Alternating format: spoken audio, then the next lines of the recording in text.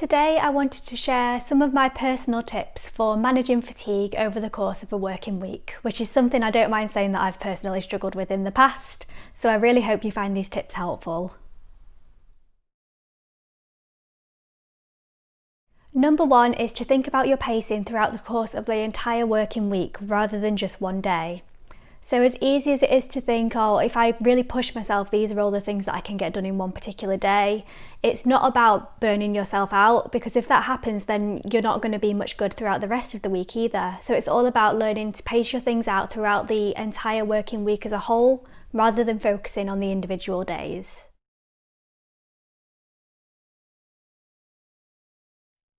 My next tip is to find working patterns that work for you as an individual.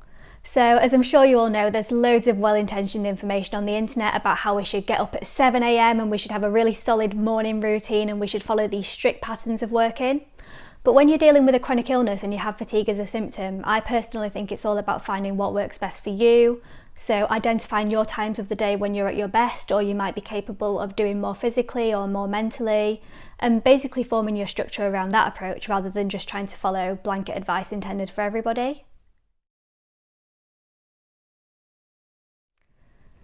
My next tip, number 3, is to rest your mind as well as your body. So it's really important to take rest breaks throughout your working week, it goes without saying, but rest means so much more than just sitting or laying down and resting your body.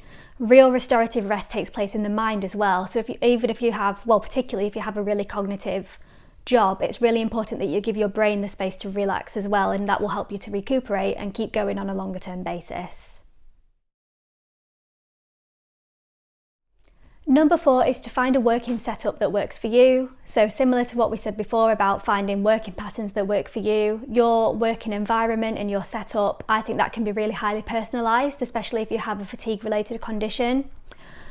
So it's very easy to sit here and say don't work in bed, but I know on a day-to-day basis that might not be feasible for you. So if you have to work from bed, that's something that you have to do, and it's all about prioritising your health.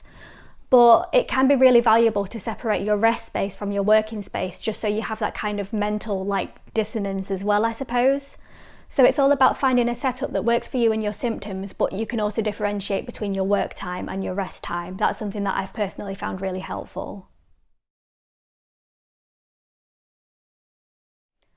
And my final piece of advice is simply to listen to your body, listen to what it's telling you, and just don't be afraid to move things around and change your plans throughout the week. We all know that you have to be really flexible when you're dealing with a fatigue-related illness, so don't be afraid to take things as they come, reevaluate, just really tune in with your body and what it's telling you. I personally believe that's the best way to sustain employment and working over a longer term basis. It's all about prioritising your health and finding what works best for you.